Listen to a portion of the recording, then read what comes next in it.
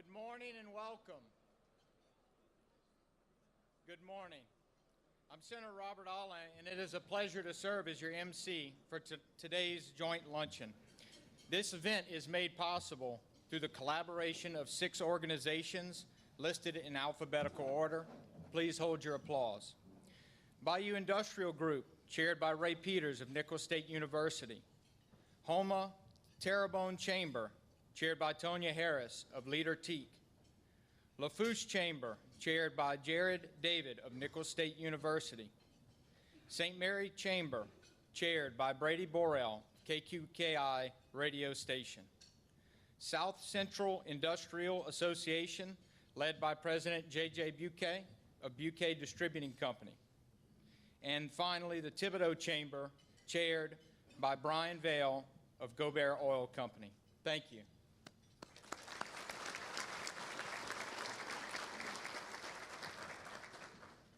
We also extend our gratitude to our generous sponsors, listed in alphabetical order. Bayou Bend Health System, represented by CEO Stephanie Guidry. CoLab, represented by CEO Christy Zerang. Greater Lafourche Port Commission, represented by Executive Director Chet Chasson. REV, represented by CEO Josh Descant. Terrebonne Foundation for Academic Excellence by Ashley Barahona. Thank you all for your support in making this event a great success. Now please stand for the invocation, followed by the Pledge of Allegiance.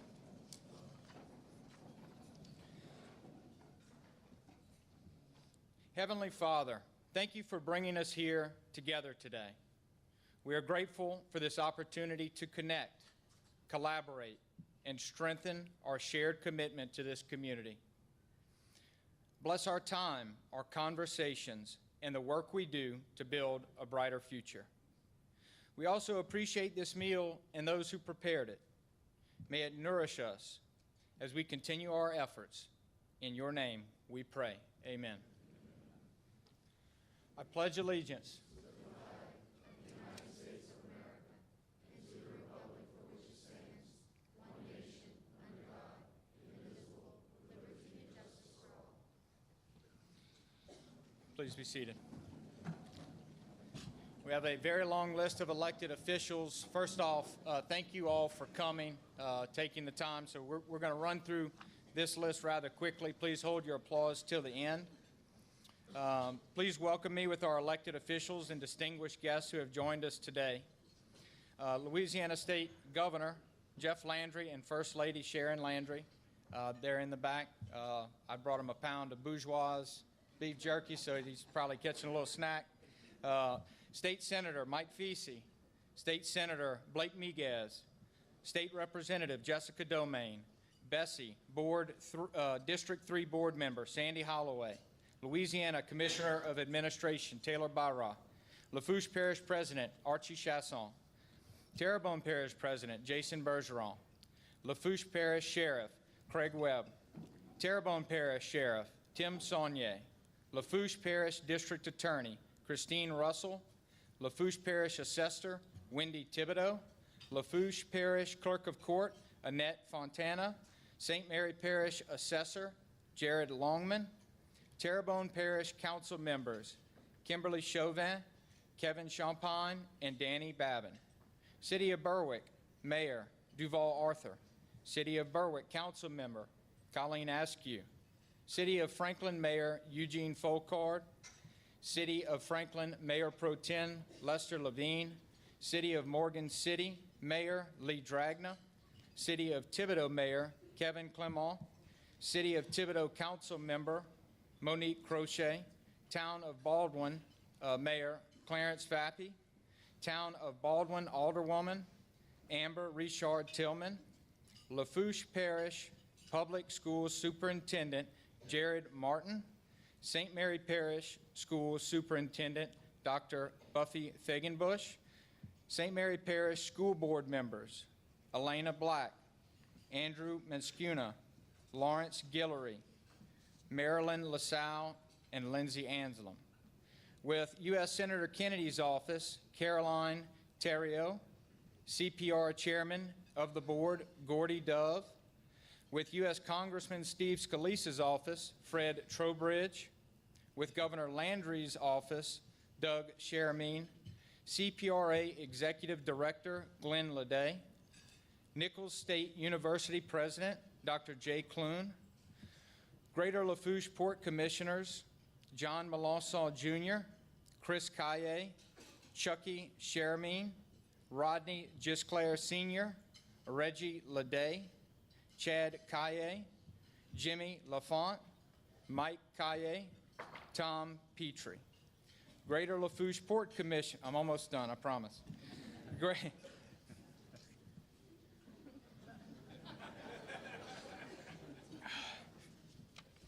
Greater Lafourche Port Commission Executive Director, Chet Chasson, North Lafourche Levee District Executive Director, Dwayne Bourgeois, Terrebonne Levee and Conservation District President, Tony Alford, Terrebonne Levee and Conservation District Executive Director, Angelina Hidalgo, Port of Morgan City Executive Director, Raymond Mack Wade. Let's give them a round of applause.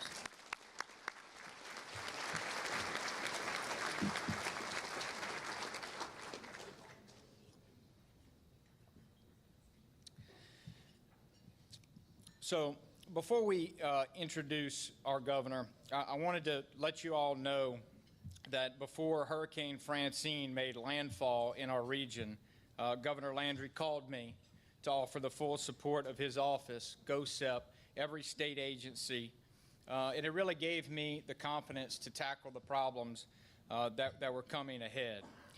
We received supplies and relief faster than any administration in Louisiana's history. And I want you all to know that when we called, he delivered for us. Jeff Landry's love for our state and passion for helping others is defined by his Louisiana roots. Jeff grew up in the small town of St. Martinville, where his mother was a school teacher, and his parents took him to church every day. Later, Jeff learned the value of hard work in the sugarcane fields, and then proudly joined the National Guard, serving in Operation Desert Storm. After returning home, Jeff worked as a police officer and a sheriff's deputy, and later started a successful business and went to law school. As a public servant, both as a U.S. Congressman and as the Attorney General of Louisiana, Jeff has shown strength and courage in fighting for common sense values and bringing people together to deliver solutions. On October 14th, 2023, Jeff Landry was elected to become the 57th governor of Louisiana in a historic primary victory. On January 8th, 2024, he assumed office. As governor, he will not be afraid to make the changes necessary for Louisiana and deliver results and fight for our working families. It is my great honor to introduce to you the Governor of Louisiana, Jeff Landry.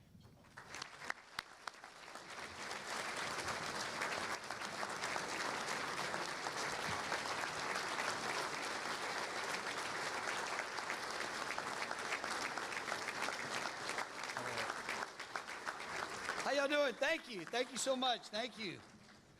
Y'all, how's it going today? I am so thrilled, really and truly. I'm so thrilled to be here today. I always love coming down the Bayou. God, I love it. It's so much nicer than Baton Rouge. I mean, don't tell the people in Baton. It's not against the people of Baton Rouge. Just, you know, it's a lot of concrete over there. I want to do a couple of things. First, I want to congratulate Chet Chasson, the executive director of Port of Fourchon, who was recently elected chairman of the board of directors of the American Port Association. So, Chet, thank you so much.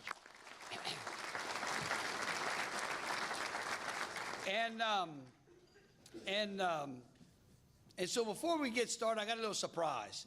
Actually, we just say we do it in honor of your new position there, Chet, because I know you and Henri and a bunch of them have worked so hard on on our coastal problems here in the state.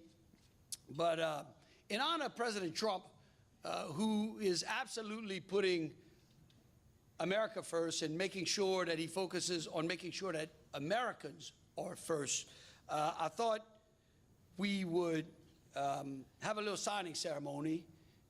And I would like to invite Gordy Dove and Glenn Leday and any of the legislators who are here. If y'all want to just come up for just a second, we'll have a little fun.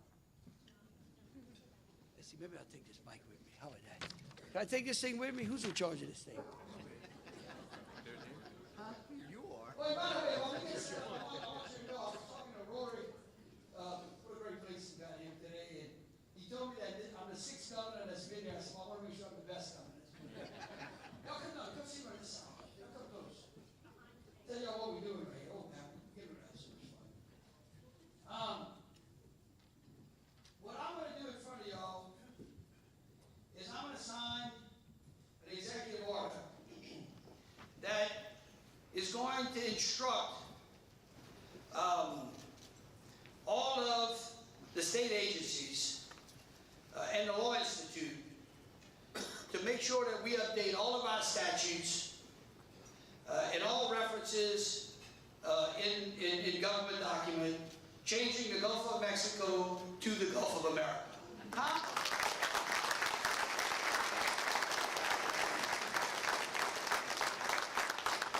But I've got a little additional surprise because in this executive order, I'm going to be able to arm each one of our legislators and everyone who goes up, including Chet and everyone else who goes up to Washington, with a little additional bit of information because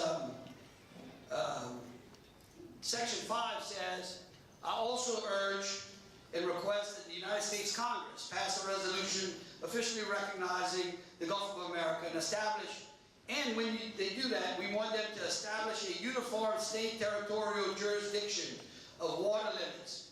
In simple terms, that means we're going to all get the same amount of miles off the coast as everyone else. How about that?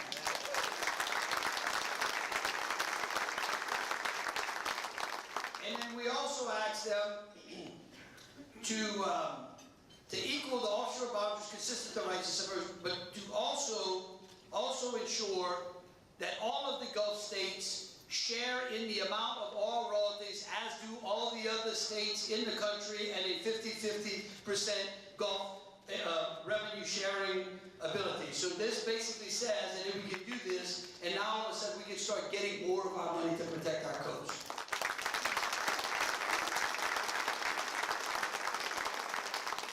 So all right, so I'm going to sign this. All right.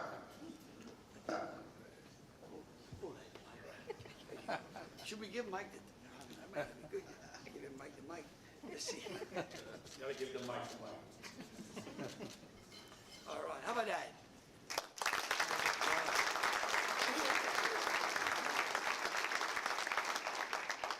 We'll sign a couple of these, and we'll let each of the representatives keep them. And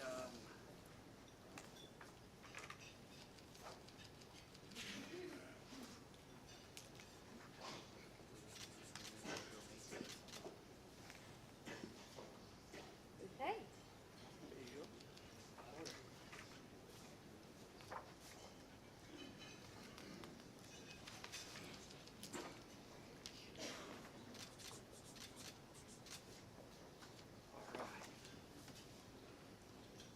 We can distribute these copies and these pens, and certainly we want to make sure that each one of the levee boards gets one of these. And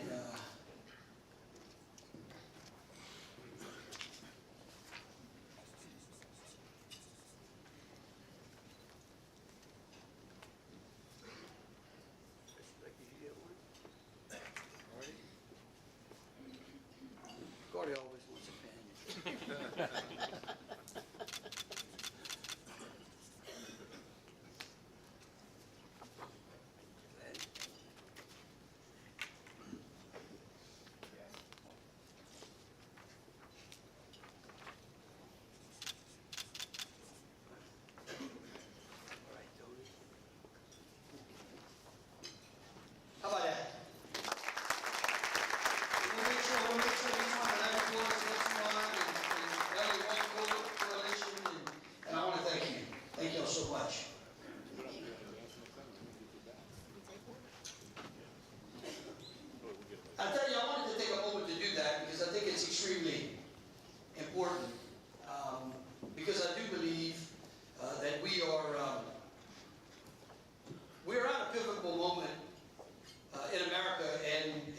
state.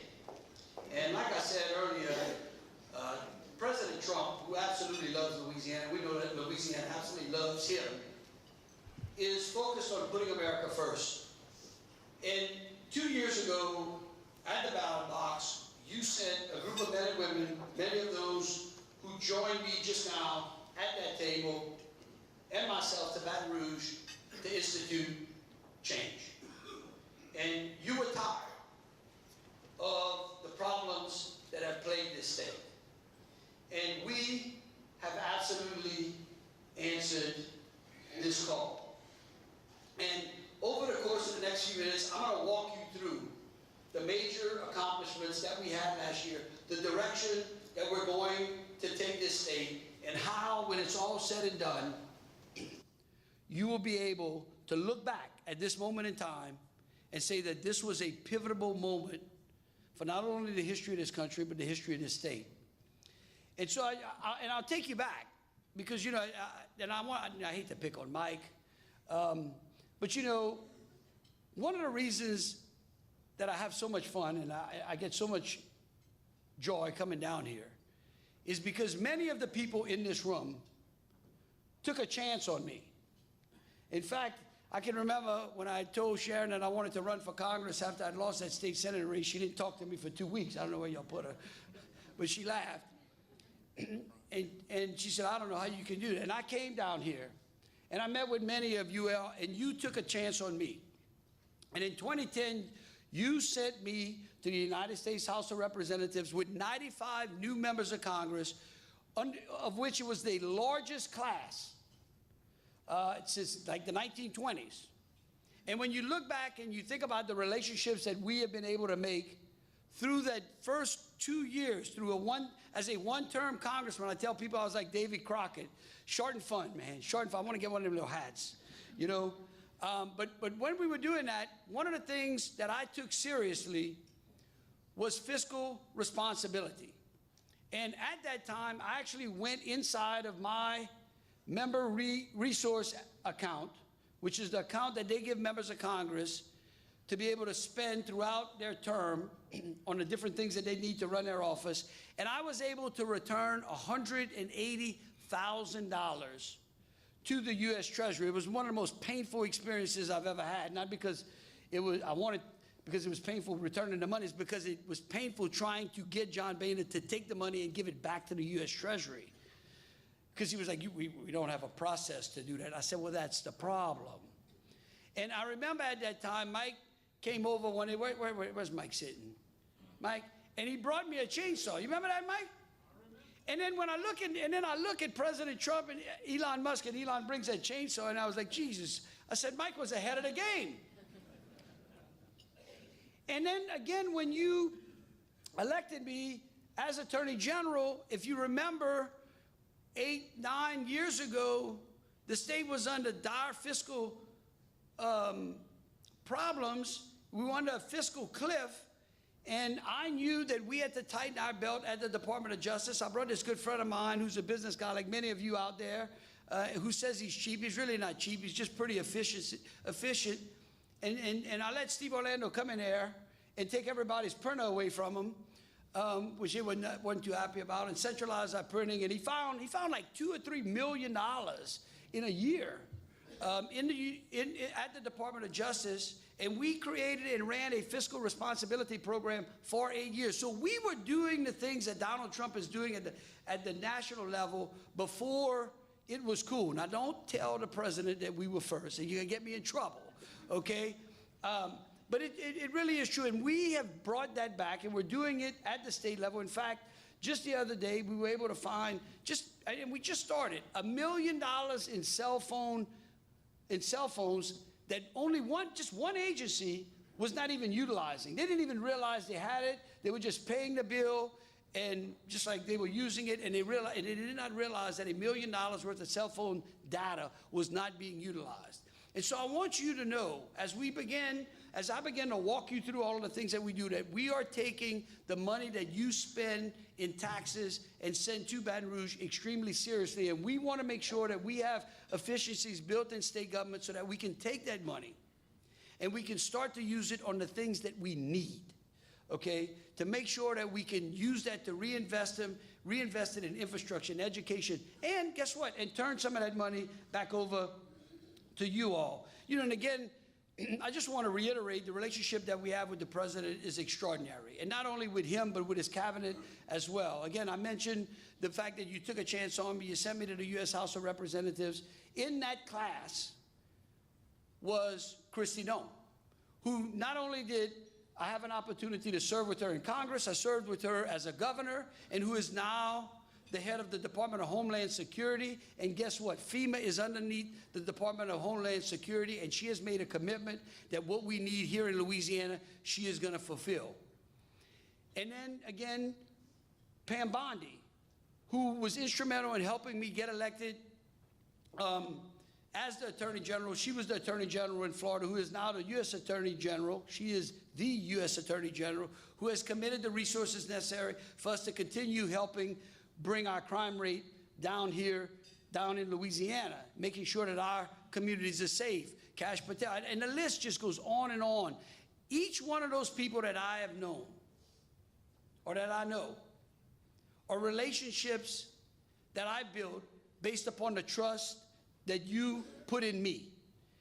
And those relationships are going to be leveraged for the benefit of the people of the state of Louisiana.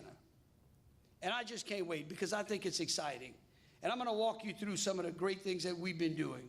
And I'm going to tell you how, right now, the future of Louisiana is actually in your hands at this point in time.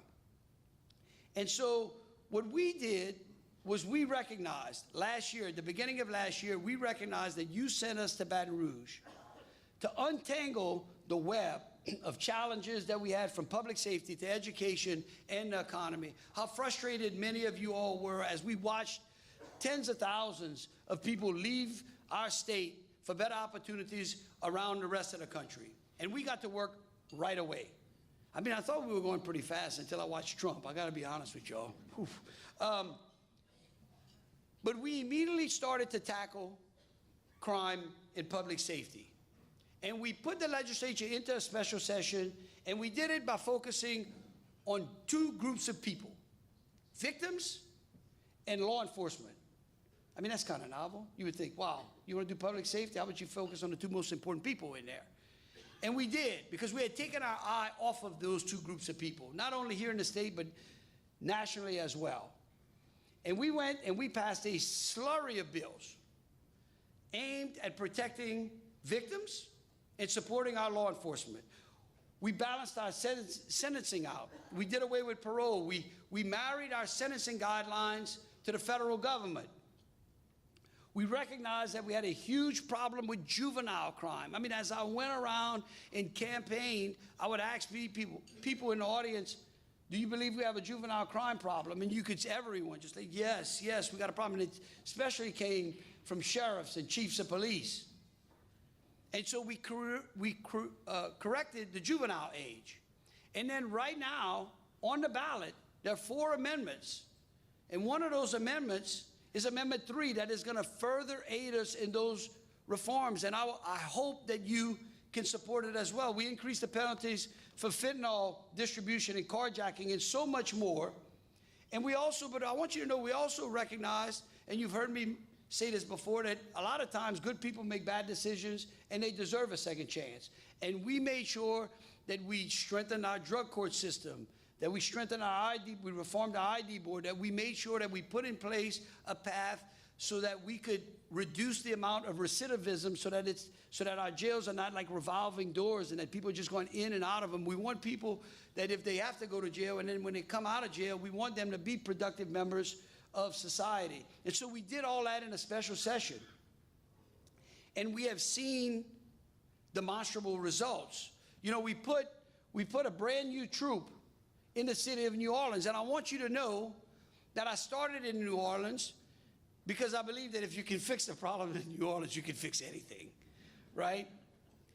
And for the last year, we have concentrated on that, and we are seeing results inside the city of New Orleans, and that by doing so, we now have a model that we can now replicate across the state in conjunction or in partnering with the Trump administration and General Bondi, we can now start to work on other cities around the state and in the rural areas under which you're seeing violent crime at a level that is absolutely not acceptable. And so we are making Louisiana safe again. And so right after that special session, not long after, we went right into a regular session. And in that regular session, we wanted to focus on education. And there again, we went back and we focused on two groups of people, parents and teachers. Again, it's like, wow, this is not rocket science, you know? I mean, because we understand that parents are the most important voice in a child's education and that teachers are the most important person in that child's education. And then when we focus on those two people, those two groups of people, that the result is going to be a better educational system. And so we did things like pass an educational scholarship account, which is school choice. And the legislature did it in a way that was responsible. So we started with parents with kids with disabilities and the poorest of the poor. But when you think about parents who have children with disabilities, it is unfair to the child and the parent that that child does not have access to programs that may be better suited for that child just simply because they're stuck in a particular zip code. And I'm going to tell you, as we work through this, it is only going to strengthen our educational system. We put a project together called Let the Teachers Teach, where this is another novel one. We said, why don't we bring a bunch of teachers in and let them tell us all of the things that they're having to do that is unnecessary, that takes classroom time away from them, takes face time between them and their students away from them. And they gave us a laundry list of things, and then we sent it to the legislature, and they started to scrape away those things because over time, we were turning our teachers into social workers instead of teachers. And if we need social workers, then we get social workers on there. But for God's sakes, let's ensure that when the teacher's in the classroom, they're doing the things that you hope you send your kid to school to do, which is to educate your child. And then, now I want to know, how many of you appreciate this? Then we took cell phones out of classrooms. Huh? Huh? How many? Y'all don't like that? I'm just asking. I don't know. I mean, I had a lot of mamas that called me, and they were so happy. I had a lot of teachers that were so happy. Now, I had some nieces and nephews that were like, Uncle Jeff, what did y'all do? Took my phone away. But all of a sudden, you know, teachers have told me since that time, you're starting to see greater interaction between students and between students and teachers because there's not a device that's distracting them, right? I mean, I see all the mamas whose heads are bobbing. And then I got to tell you, this is the best one. This is the funnest one.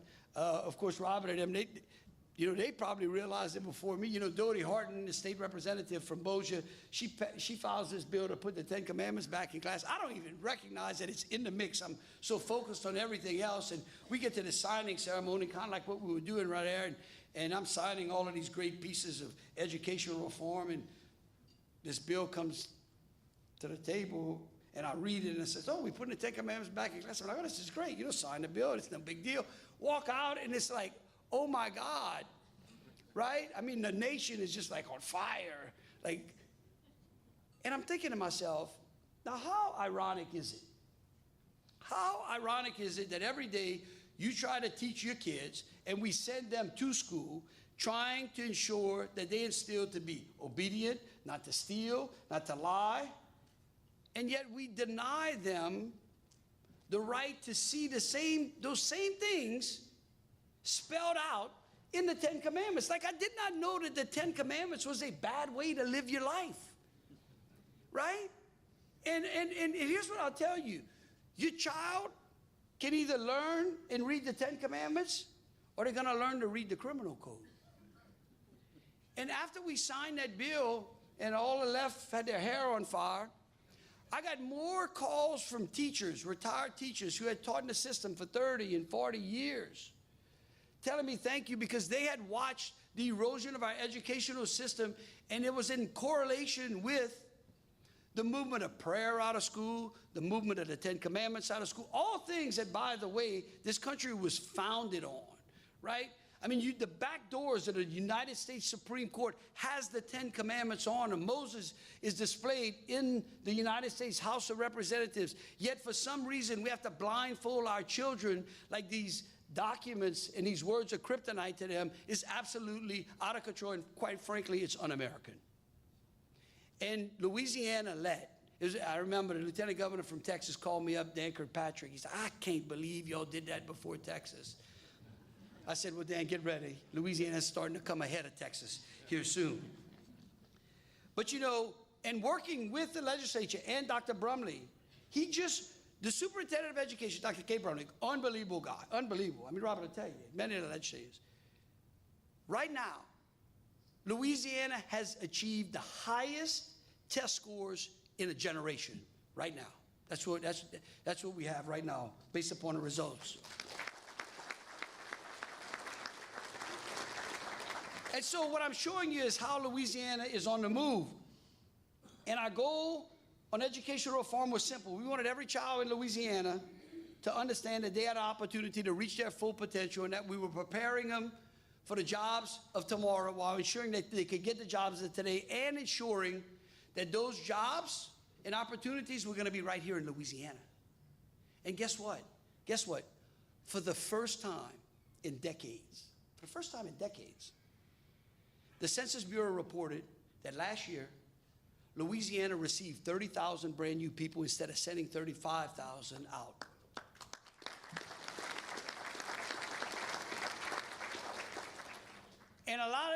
And again, that was because of the things that people were seeing.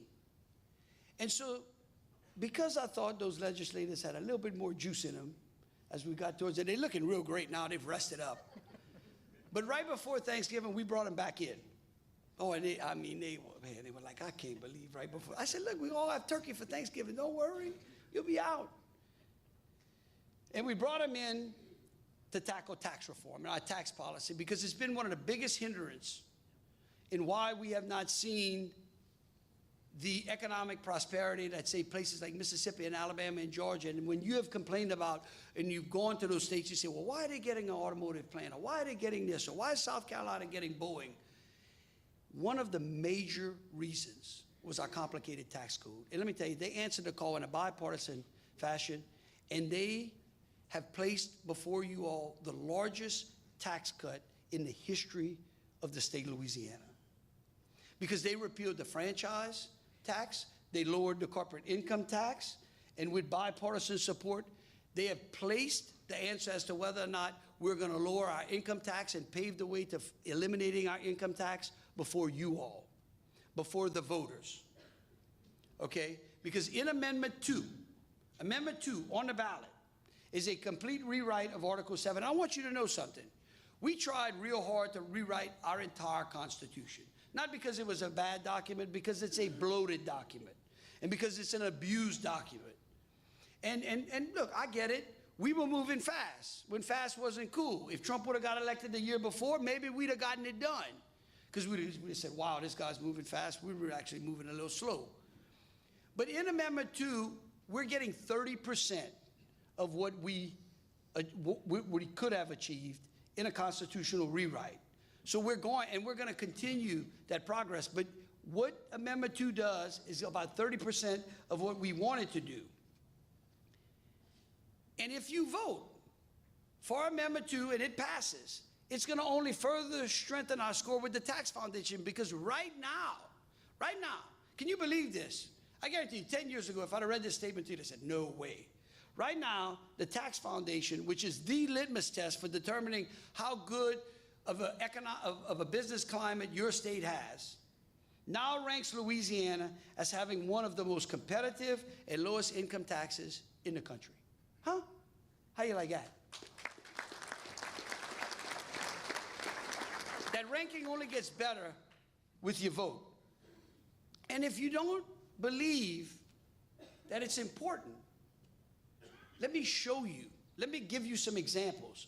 Because right after we signed all those bills and sent that amendment to y'all to be voted on this month, in December, we announced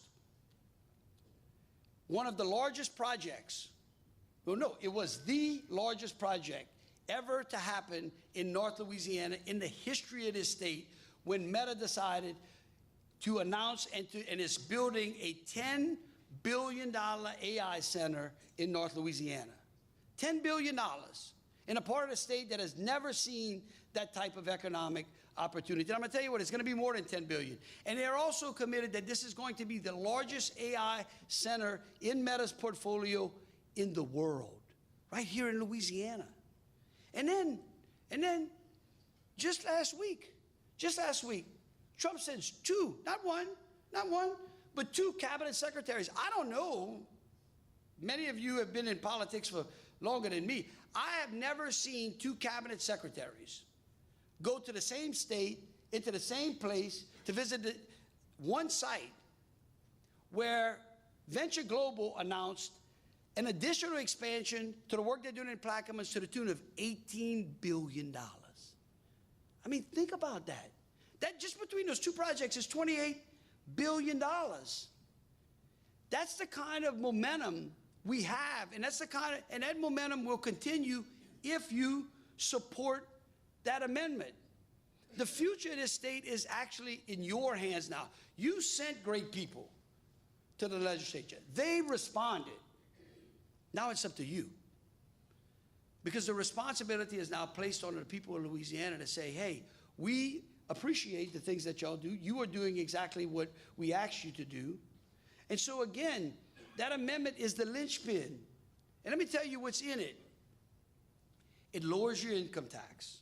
It doubles the deduction for our senior citizens so that we start to retain our senior citizens instead of having them move to Florida and to Texas, right? We create a limit on government spending that says that our state government is going to live within its means. We're going to merge and eliminate duplicative savings accounts, streamlining the financial management of state government, reducing waste, which we want to do so we can take that reduction in waste and turn it into very productive things like either lowering your taxes even more or getting you better roads and bridges, or both. We preserve the homestead exemption and we protect religious exemptions in the Constitution. Anyone who says otherwise does not know what they're talking about. And then we provide teachers with a permanent pay raise. And guess what? We do it in the most responsible manner. We do it like each one of you all who are in business, you men and women, when you're in your businesses, you're trying to find ways to be more efficient, right? Well, that's what we did. Richard Nelson, one of the smartest people I know, figured out that we were sending $300 million worth of interest payments to New York banks. And we figured out a way that with your vote, we can take that $300 million worth of interest payments and we can give teachers a permanent pay raise. Now, isn't that the way you want government to work? Huh? How many of y'all have teachers in your families? How many times you've heard them say they want a pay raise? Well, guess what? You can go back home and tell them that you're going to go vote March 29th. Yes, that's what you're going to do, right? And then they're going to get the pay raise. And it's also going to help us eliminate the inventory tax, which is one of the most vexing taxes to me. I hate it. It is one of the greatest barriers for new business to come into the state of Louisiana as any tax that we have out there. But before, when we tried to eliminate it, we were just going to take it away from local government and we're going to give them nothing, and that's not fair. That's not the way that you create a partnership. Because our goal is to make sure that local governments have the ability and the vehicles under which they can raise the revenue to provide the services that you demand they provide. In fact, I would rather have local government provide many of those services instead of them relying on the state to send them money to provide those services. You know what I mean? It becomes a middleman kind of deal. And so we've been working with our sheriffs and our local governments, and packaged inside that amendment is exactly that. And so remember, with one vote, I don't remember the last time that with one vote, you could lower your income tax. You could pave the way for further lowering your income tax. You could give seniors a double deduction So they keep more of their hard-earned retirement money. You could give teachers a pay raise in a way that doesn't cost you a cent. It takes away money from Wall Street banks, which I got no guilt in doing. You protect all of the things that you find valuable, like the homestead exemption and our religious exemptions. You limit the growth of government. And what you do is you begin to write. You begin to write the new chapter of Louisiana. Because everything that I just explained to you was done with one goal in mind, focusing on the greatest natural resource that we have in this state, and that is you. I've always believed, and many people who you send to Baton Rouge believe, that the greatest natural resource we have is not what we mine from the ground. It's not what we grow in the dirt. It is you all. And for decades now, we have been forcing the greatest natural resource in this state out of here. And what's worse, we were getting nothing for it. And today, we're starting to see those natural resources come back. The ability to retain our children and our children's children so that they get to grow up in one of the greatest states in the United States. There is not a better place with better people than right here in Louisiana. And so in closing, I just urge you, you have it. This is where the future of Louisiana is now placed in the hands of the people of Louisiana.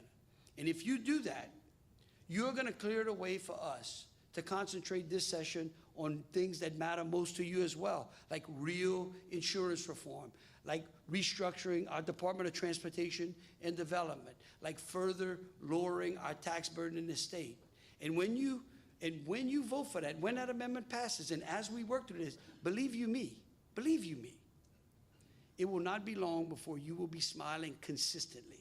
And as you travel around the country, people will be like, wow, what are y'all doing in Louisiana? You know what? Guess what? My son just left, pick a state, and is moving to Louisiana for a job opportunity or a better educational opportunity. And that's what you're going to get. So again, I've been humbled by the opportunity to serve as your governor. I thank you for the legislators that you've sent to work with us in Baton Rouge. And I can't wait to come back to Terrebonne and Lafourche Parish. God bless you. Thank you so very much.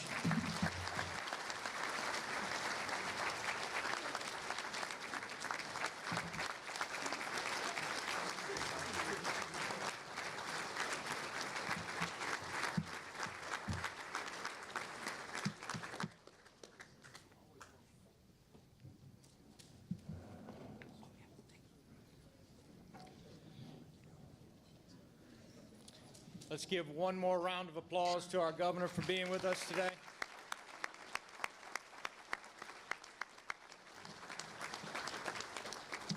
Enjoy that beef jerky on the ride home.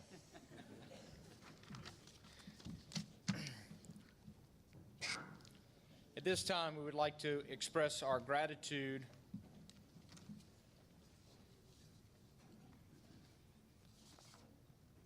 to everyone here. I was on the wrong page.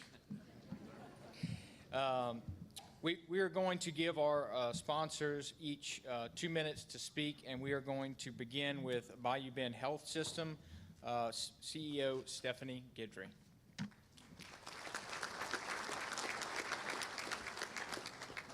Wow, what an honor to be here to be a sponsor of this for Governor Landry. It's so exciting, all the wonderful things he's doing for Louisiana. One of the wonderful things he's doing, he's very supportive of rural hospitals. I am the CEO of Bayou Bend Health System, which is in Franklin. We have a designation of critical access hospital. So rural hospitals are critical to the healthcare system in Louisiana. There is a population that needs our services, and without them, they would not have health care because they cannot afford to travel to larger organizations or larger hospitals. I would also like to thank Senator Robert Alland for his support. He is our senator for District 21, and he is very, very supportive. I'm on the board of the Rural Hospital Coalition, and we have seen hospitals close across the country, 100 or more.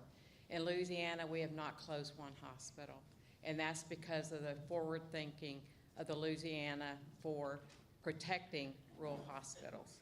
We are very fortunate to have this hospital and to be in Louisiana. Thank you very much.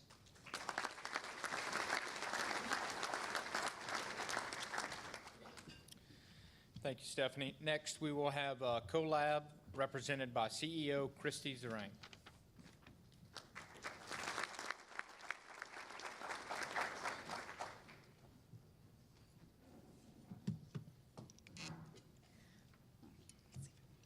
All right. Thank you, Senator. Very proud to be here today. Wanted to tell you a little bit about CoLab, which is formerly SLEC, South Louisiana Economic Council, and we are one of 8 regional economic development offices in the state of Louisiana. We represent Assumption, Lafourche, St. Mary, and Terrebonne. And CoLab, C-O-L-A-B, is not an acronym. It doesn't stand for anything, but it's all about regional collaboration. And I've been preaching that since I started with SLEC, and we are bringing everyone together for regional collaboration among our Bayou parishes. I do have a brief video I'd like to play if we are able to get that going. Louisiana's Bayou region has always been about hard work and heart. We've built our name along the working coast, where industry thrives, communities prosper, and sugarcane fields add a sweet note to our story. For generations, welders, fishers, and energy pioneers have navigated shifting tides with a spirit of resilience. Our culture resonates in the music that drifts from festival stages and the recipes passed down on front porches. Faith, family, and fellowship shaped our identity, steadying us through each challenge.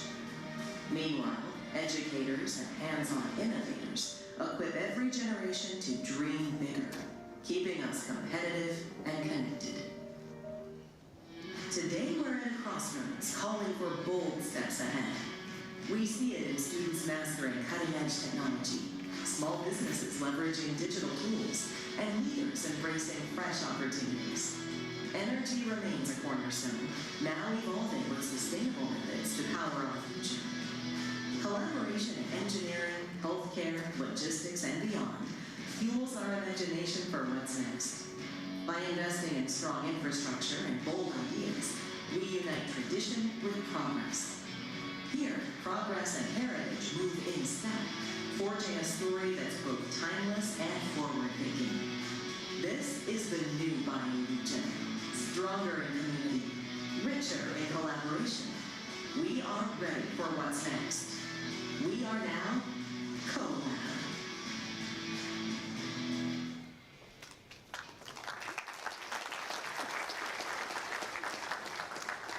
It is very exciting. And just a couple of brief announcements. We are hosting Bayou Region Day at the Capitol. We are going to finally have our own day at the Capitol. It'll be the 3rd day of session on April 16th at the barracks. We've already secured John Falls Culinary Institute and Coco Marina. We'll also have live entertainment. There is a QR code to register right there on the screen. Also, we are wrapping up our applications now for the Bayou Region CEO Roundtables through LED. You can find that information on our website.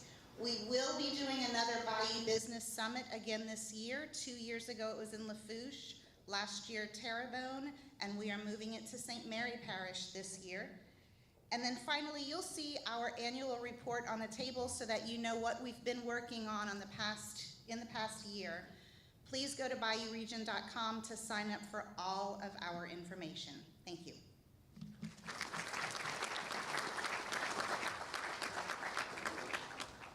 Thank you. Next, we will have the Greater Lafourche Port Commission, Executive Director Chet Castle. Thank you, Senator. All right, it's certainly a pleasure and an honor to represent the Greater Lafourche Port Commission here today. Virtually all of them were announced earlier. We have one that's not here, but it's always great to represent them, those gentlemen that allow me to do what I do every day. This year is our 65th anniversary, so be on the lookout for an announcement about our May 17th, details about our May 17th public event that we're having to highlight the port and everything that's happened over the last 65 years and all the things we're trying to accomplish for the next 65 years. I won't be around for all of those, but we're planning for the future. And I guess and I won't say my hope, but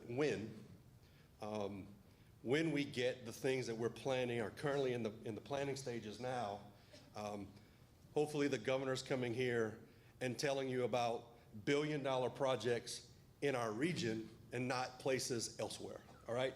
That's the type of thing that we're working on today that we're gonna see in the future with an LNG plant, with a Fourchon Island development, with the things that we need to expand our capabilities, not just for Port Fourchon and Lafourche Parish, but the entire region for the future. It's certainly an honor as well to chair the board of CoLab. So as we're thinking about what we're doing for Port Fourchon, in the back of our mind, we're always talking about what the things that we do at the port, how it impacts the region and the state and the national economies as a whole. Thank you. Thank you, Chet. Next, we have Rev, represented by CEO Josh Descant.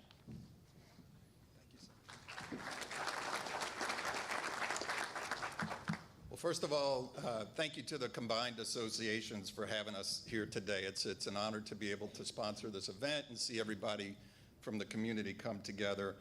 Also, a huge thank you to the community at large for entrusting Rev in your homes and businesses, for your connectivity needs, for your telecommunications needs. It's a real honor and privilege for us to be able to serve you for many, many years in this community. On that note, we are actually turning 90 years old this year at Rev, founded in 1935, still headquartered right here in Southeast Louisiana, the largest privately owned telecommunications company actually in the state.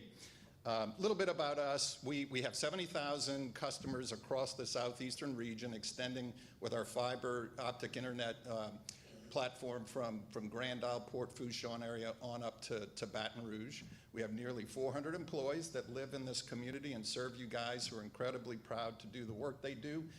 Makes my job incredibly easy and how dedicated they are. In fact, we've got a number of them today. Just a huge shout out and thank you to you all for doing what you do at Rev. The next big project for us, if I could back up a minute. So when I mentioned fiber optic internet, Rev was actually one of the first in the country 20 years ago to build out a fiber optic network in southeastern Louisiana. There's a big challenge ahead for Louisiana, though, in the sense that there are still a lot of homes and businesses across the state that don't have access to high-speed internet. And in fact, Governor Landry has been very, very supportive in running a program with his Office of Broadband to run a public-private partnership to address that concern. And Rev is going to be a big participant in one of our next big projects to build out fiber optic internet with our experience across a lot of southeastern Louisiana with other providers focused on central and north Louisiana. So a huge shout out to Governor Landry and his Office of Broadband for running an efficient process that didn't have, burdensome rules and onerous requirements in the actual application process. In fact, Louisiana is recognized as a thought leader and frankly a role model across the country that everyone's talking about because we're going first with this program. It's referred to as BEAD, but effectively it's bringing broadband to those most rural, hard to reach parts of Louisiana. So Rev is very, very proud to be able to participate in that program, and we look forward to getting started here in the next couple months. So again, thank you for having us. It's a real honor, and again, thank you all for your support of our company. Thank you, Josh. Last but certainly not least, Terrebonne Foundation for Academic Excellence, represented by Ashley Barahona. Thank you, Senator. I would be amiss if I did not acknowledge our wonderful board of directors for the Terrebonne Foundation for Academic Excellence. So if you're a TFAE board member, please stand to be acknowledged. Yes, Mark, Steve, Brian.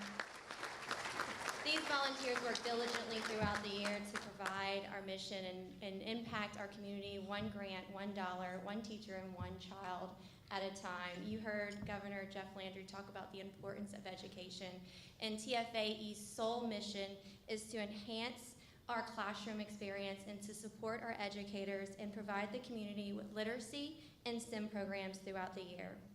We, through our teacher grants, this year alone, we have allocated over $70,000 to help support our educators in the public school system. Since 2012, since we started the grant program over 13 years ago, we have invested $4 million in our technology grant programs and our consumable item grant programs as well. That's a tremendous impact that we are having on our future leaders. We are also preparing our young minds to be entering a school age through our Dolly Parton Imagination Library program that we sponsor. Since 2012, TFAE has mailed over 400,000 books to our young residents in Terrebonne Parish. The only requirements for Dolly Parton Imagination Library is that, one, you're either 0 to 5 years of age, since none of us in this room meet that requirement, but maybe our children and grandchildren do, and that you're a resident of the parish. We currently have over 3,000 kids enrolled in that program, which basically equates to about 80% of that targeted population. This makes Terrebonne Parish and TFAE's Dolly Parton Imagination program the second largest in the state of Louisiana. I love Dolly. I know you guys love Dolly too. But Aunt Dolly is not paying for this program, and this program is definitely not free.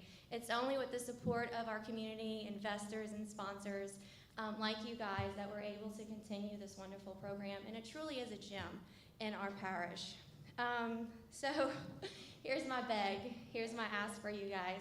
We have our biggest fundraiser coming up on May 10th, which is our Cajun Food Fest and Run for Excellence. I put some flyers on the tables with some information, and you can always visit our website as well.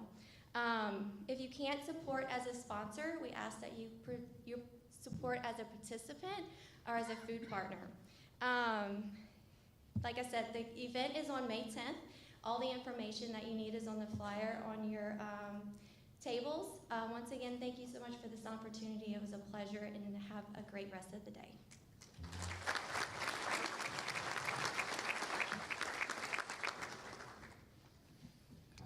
Thank you. And before we begin our closing remarks, I just want to say thank you, number one, for asking me to be MC today. And number two, for many of you in this room that supported me in my run for state senate, you helped give me the opportunity to have this pen. And I just want you to know that every day we are working extremely hard to run the most effective and efficient Senate office in the entire state. Thanks to Ms. Laura Meadows, hiding in the back, and Ms. Jill Eldridge. Our staff works harder than anybody, so kudos to my staff. Thank you.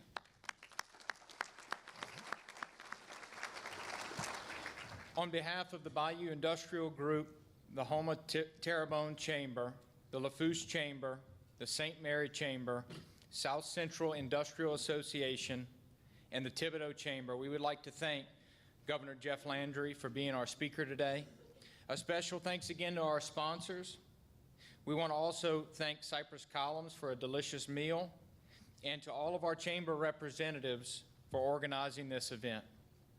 We ask that all of our representatives for each organization, our sponsors, and all executive directors of the chambers and their organizations to remain on stage for photos. This ends our program. Thank you all for attending today's joint luncheon. Thank you and safe travels.